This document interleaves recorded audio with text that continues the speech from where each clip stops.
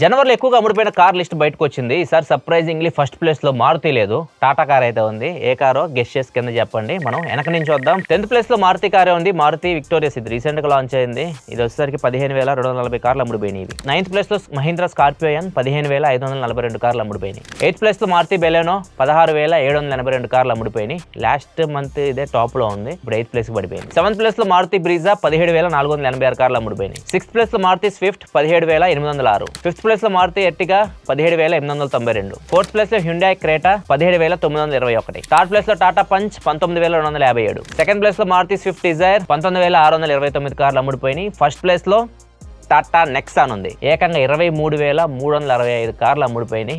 ఏది 20,000 మార్క్ కూడా దాటలా, నెక్సాన్ మాత్రం దాటి వెళ్ళిపోయింది. ఇవి టాప్ 10 బెస్ట్ సెల్లింగ్ కార్స్ జనవరిలో. ఇందులో మీకు ఏ కార్ ఇష్టం కింద కామెంట్ సెక్షన్ చెప్పండి. వీడియో నచ్చితే లైక్ చేయండి, ఫ్రెండ్స్తో కూడా షేర్ చేయండి, వారు కూడా విషయాన్ని తెలుసుకుంటారు. ఇలాంటి మరింత ఇన్ఫర్మేషన్ కోసం మన ఛానల్ సబ్స్క్రైబ్ చేసుకొని ఫాలో అవుతుండండి.